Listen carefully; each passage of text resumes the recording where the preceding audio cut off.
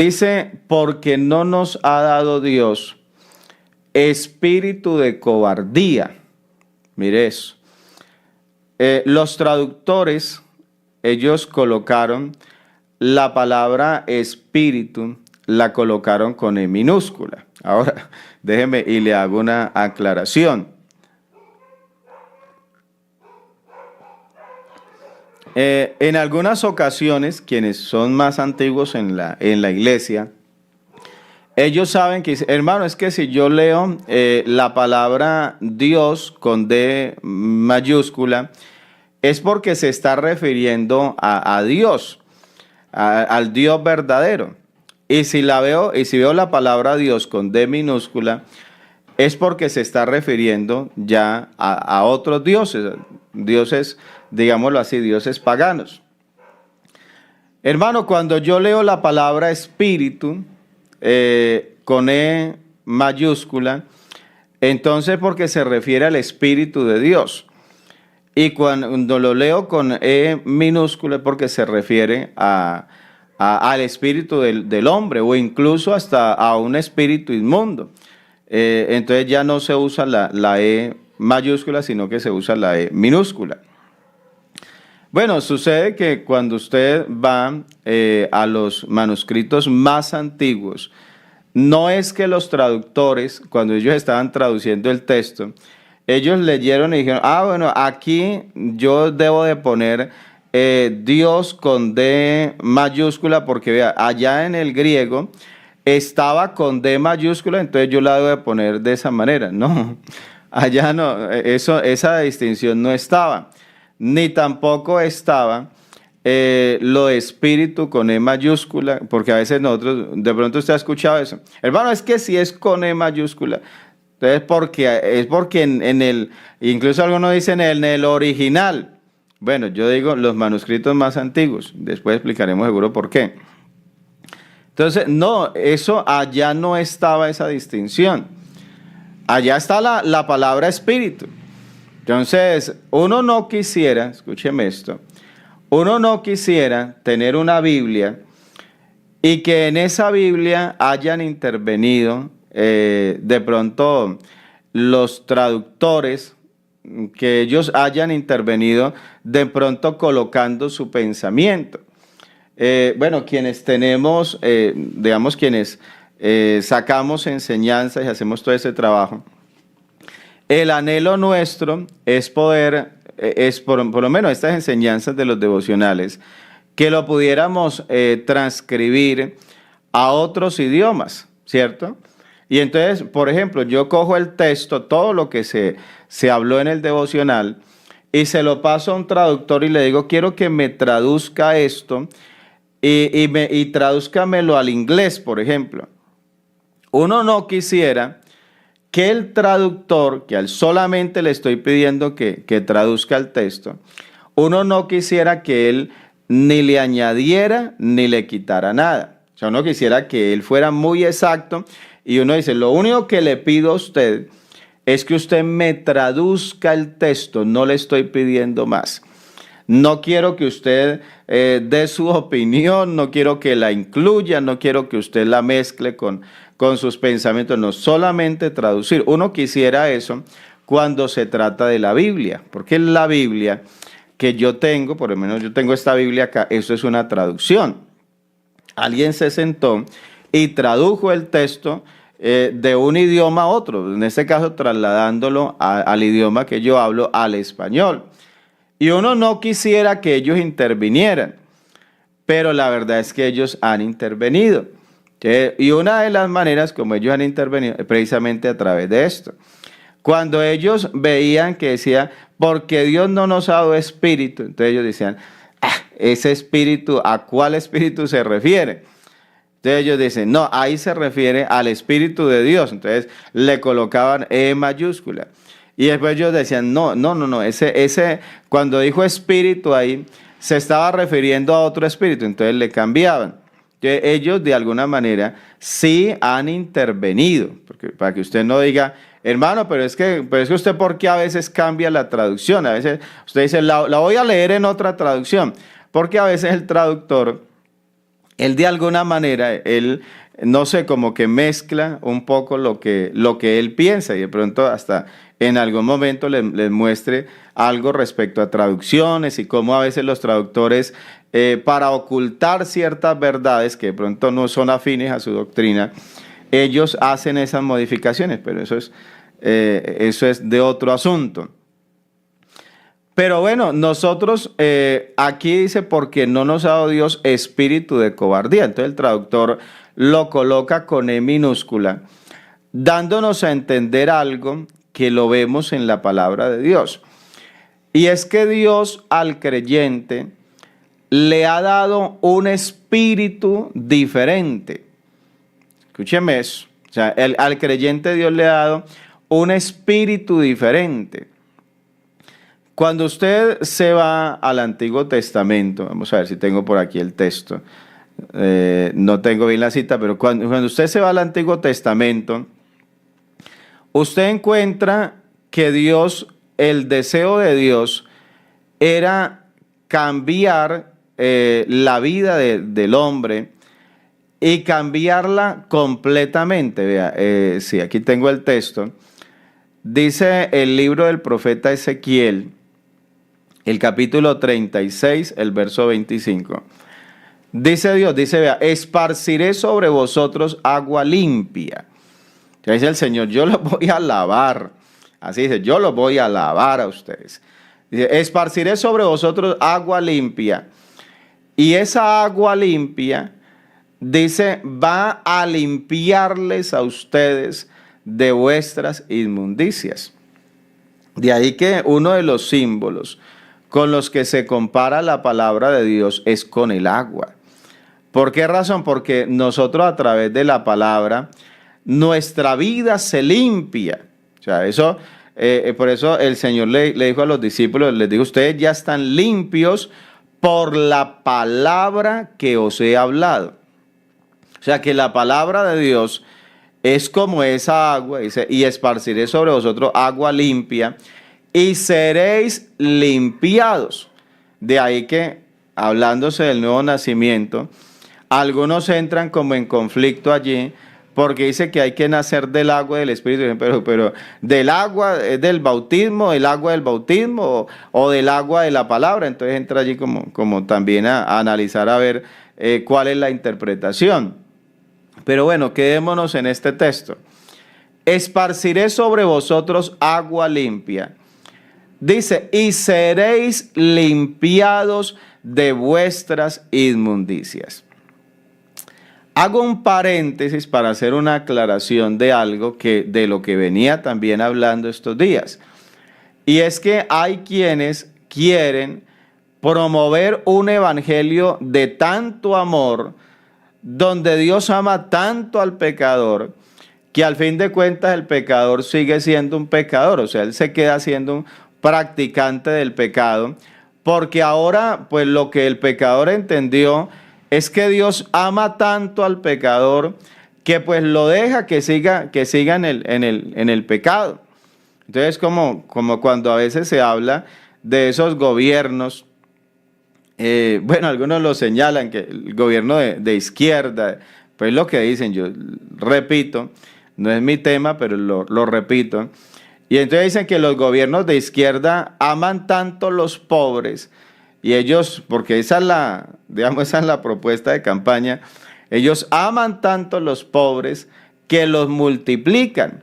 O sea que donde un gobierno se monta,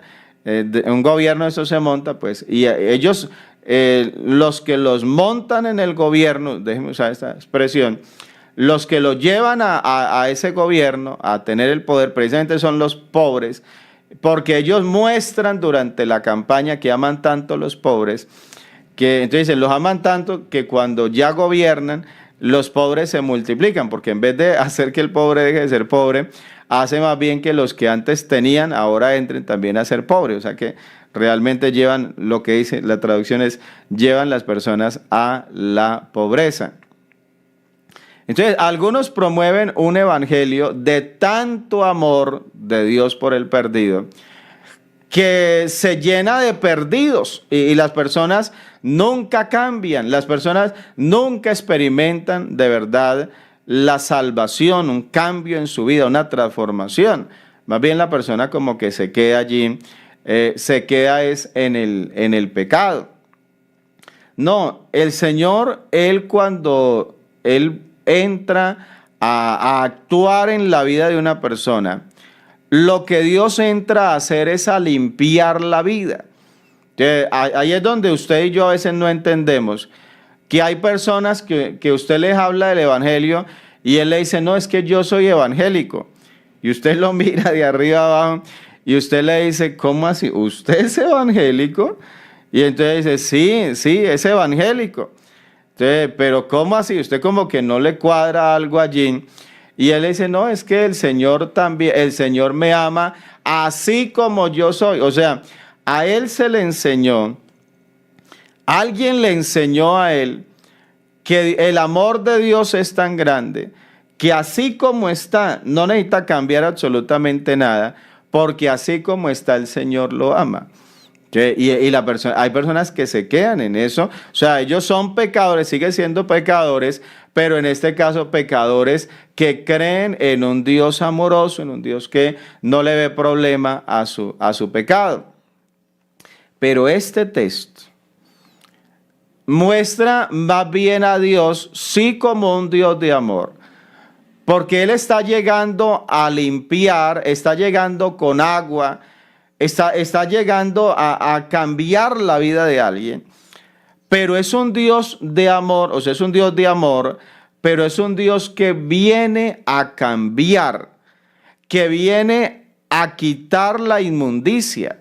O sea, usted no puede pensar de que Dios lo ama tanto a usted, que usted tiene que seguir en el pecado y que usted puede seguir en el pecado, porque como Dios lo ama.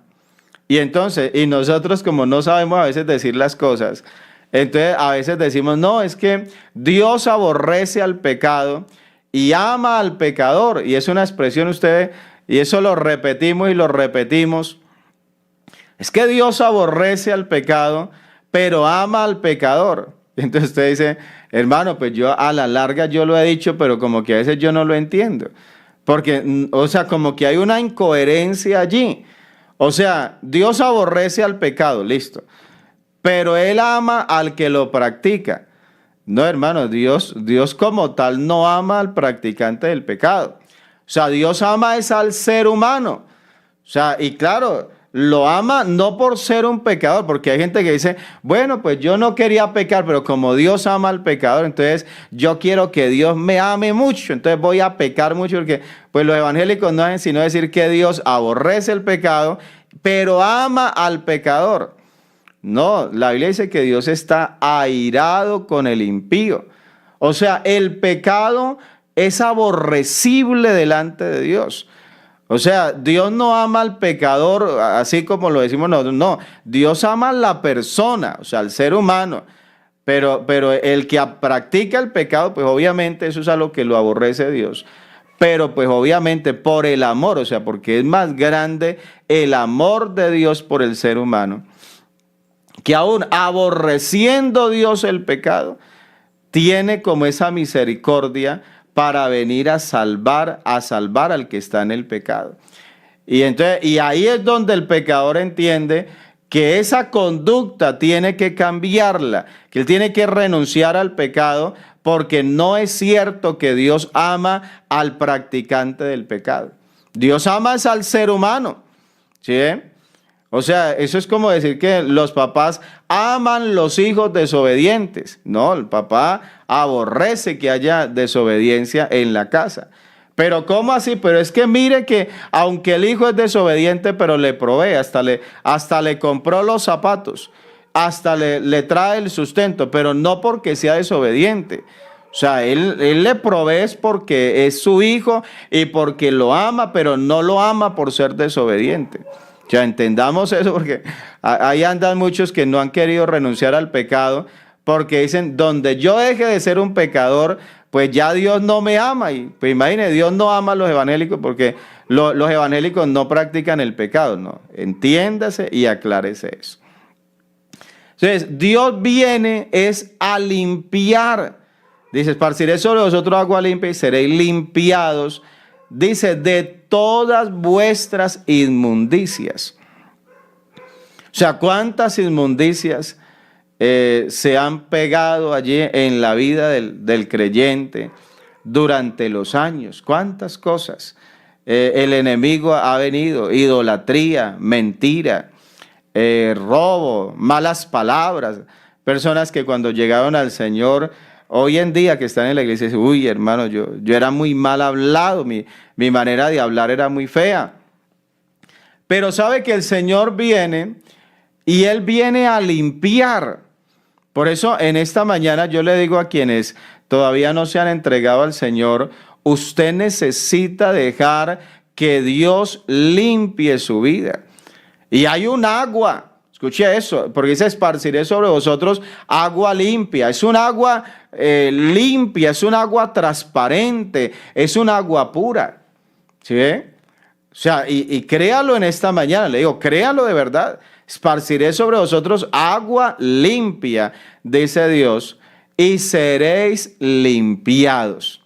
O sea, esa agua, ella va a entrar a limpiar la vida ¿de quién?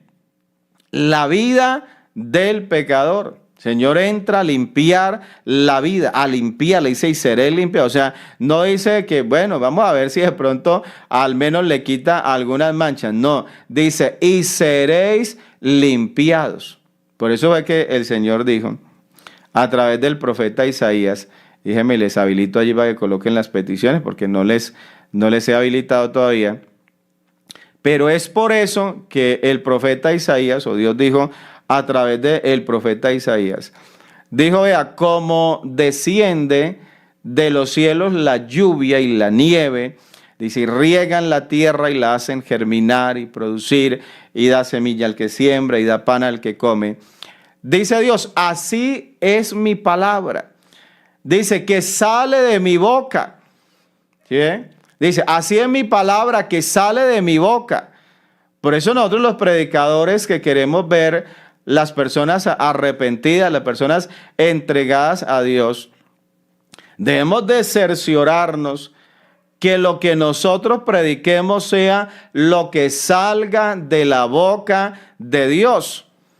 No de pronto lo que yo descargué por allí de internet o lo que de pronto escuché a otro y me pareció bonito. No, es que lo que yo sepa que realmente viene de parte de Dios. Porque dice el Señor, así será mi palabra. Dice, la que sale de mi boca. O sea, es la palabra, la que sale de la boca de Dios. Dice, no volverá a mí vacía. Dice, sino que hará lo que yo quiero. Dice, y será prosperada en aquello para lo cual la envío. O sea, ella hará lo que yo quiero. Entonces, y seréis limpiados, dice Dios. O sea, eso se va a cumplir. O sea, dice, obviamente en ese tiempo se estaba profetizando hacia el futuro. Dice, y de todos vuestros ídolos también, dice, os limpiaré. O sea, déjese limpiar de la idolatría. Si de pronto usted ha sido un practicante de ello, déjese limpiar de la idolatría. Dice, y de todos vuestros ídolos os limpiaré. Pero ahora de lo que les estaba mencionando. Dice, os daré corazón nuevo. La promesa del Señor. Dice, os daré corazón nuevo. Dice, y pondré espíritu nuevo dentro de vosotros. Y entonces yo le pregunto, ¿y espíritu está con E mayúscula o con E minúscula? Bien, porque pues obviamente lo que les decía, que hay quienes entran a mirar esas diferencias. Bueno, aquí el traductor dijo, ese espíritu nuevo se refiere al espíritu del hombre. O sea, un espíritu diferente. Por eso, hermano, por eso en el evangelio no cabe expresiones como, hermano, es que yo así he sido toda la vida. Hermano, es que ese era el temperamento de mis padres. No, hermano, es que yo desde niño, yo no me dejaba de nadie. No, vea, una cosa es lo que la persona ha sido, sin estar en Dios, y otra cuando el Señor viene y le tira ese baldado de agua encima y lo limpia de todas esas inmundicias. Ahora que usted es limpio, dice el Señor, bueno, ya lo limpió por fuera, ahora lo va a limpiar por dentro. Pero esa limpieza es más que una limpieza, es una transformación, porque el Señor dice, os daré corazón nuevo. Ya, dice, yo le voy a quitar el corazón y les voy a dar, así se quitaré de vuestra carne el corazón de piedra. Dice, y les daré un corazón de carne. Ayer estaba viendo un video y me causó mucho dolor, de unos padres que tenían unos niños pequeñitos. Le estaba mostrando aquí a mi esposa, incluso ella vino y llegó Gabriel y le dije, no, retírelo que no quiero que vea eso. Viendo unos niños cómo cómo eran maltratados por sus padres. Y la niñita estaba por allí, decía, y me quemó mi papá y el niño. Y cuando llegaron allí, el niño lo tenían con las manos atrás, los mismos papás del niño. Lo tenían con las manos atrás y se las tenían amarradas, pero era un bebecito, un niño pequeño. Y entonces el niño decía, y esto me lo hizo mi papá. Y así decía mi papá y daba el nombre, mi papá fue el que me hizo esto. Hermano, eso es tener un corazón de piedra. O sea, uno dice, dígame cómo un padre puede llegar, hermano, una criatura, un niño indefenso, que ellos están allí, dígame cómo se puede defender. O sea, créalo que eso es horrible. O sea, dígame, ¿cómo un padre de familia va a usar su fuerza, su grandeza y todo lo que tiene para levantar la mano contra un pequeño que no tiene cómo defenderse? Y cuando llegaron allí los niños decían, sí, todos los días, decían los niños, todos los días nos pegan, todos los días nos golpean. Hermano, qué terrible esto. Pero hermano, es por lo que Dios está diciendo acá, quitaré de vuestra carne el corazón de piedra. Es que tiene que tener un corazón demasiado, ¿cierto? Tiene que tener un corazón demasiado duro para, hermano, hacer cosas como esas. Padres que maltratan a sus hijos, pero también, escuche, hijos que maltratan a sus padres. Hermano, a ese que los cuidaba, a ese que les proveía, a ese que les dio la vida, a ese que se sacrificaba por ellos, hermano, y ahora ese hijo se levanta y maltrata a su papá. Trata mal a su mamá con malas palabras. Hermano, después de tanto esfuerzo y tanto sacrificio de ese padre por ese hijo. Pero es donde dice Dios, yo les voy a quitar ese corazón de piedra, porque es tener un corazón de piedra. Yo les voy a quitar ese corazón de piedra y les voy a dar, dice Dios, un corazón de carne. O sea, voy a hacer que ustedes vuelvan a sentir. Voy a cambiar. Oye, qué bonita la obra que hace Dios. Dice, yo voy a volver a hacer de ustedes personas sensibles, personas que sientan. Alabanzas al Señor. Y luego dice el verso número 27, y mire ahora este verso, dice, y pondré dentro de vosotros mi espíritu. Y ahora, ¿ese espíritu con qué está escrito?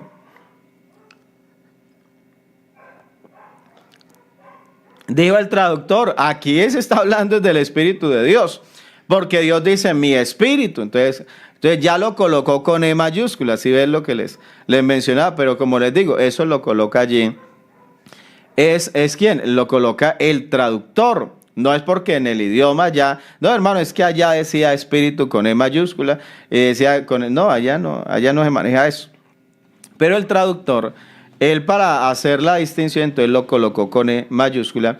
Dice, y pondré dentro de vosotros mi espíritu. Dice, y haré que andéis en mis estatutos. Dice, y guardéis mis preceptos y los pongáis por obra. Es la promesa de Dios. Yo voy a meter, ahora entienda esto. Dice, yo voy a meter mi espíritu en ustedes. Por eso es que el bautismo del Espíritu Santo es real. Y el bautismo del Espíritu Santo es esencial en la vida de un creyente. Por lo menos un creyente que quiere mantenerse firme en Dios, que quiere mantenerse fiel a Dios. Hermano, el creyente tiene que usar de ese poder que viene de Dios, del Espíritu de Dios. Tiene que usar de ese poder, ¿para qué?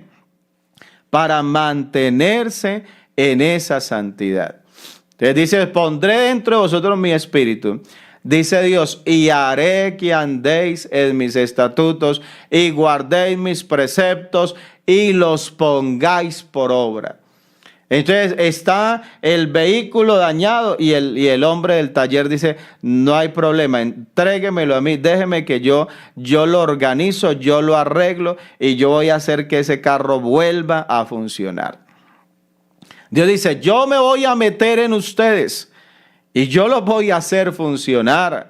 Yo voy a hacer que ustedes anden en mis estatutos, guarden mis preceptos y los pongan por obra. O sea, mire que esto no es solamente, es que yo los voy a amar y sigan el pecado y no se esfuerce y no cambie. No, yo los voy a hacer que ustedes anden como tiene que andar un cristiano. Ya, eso, hermano, estos son enseñanzas de la Biblia que las debemos de entender. Por eso, si nos regresamos allá al verso que teníamos, de 2 de Timoteo, capítulo 1, verso 7, dice, porque no nos ha dado Dios espíritu de cobardía. Alabanzas al Señor. Bueno, vamos a ver si el predicador ya se conectó por acá, porque para poder hacer la oración y bueno, y ya darle paso al predicador en esta mañana. Dice, porque no nos ha dado Dios espíritu de cobardía.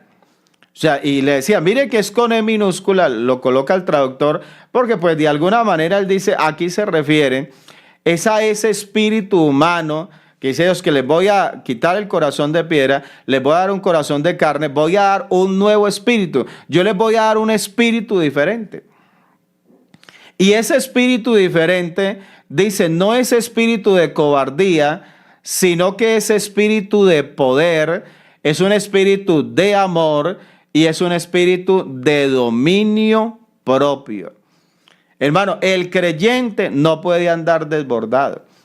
El creyente no puede andar diciendo, hermano, es que me equivoqué y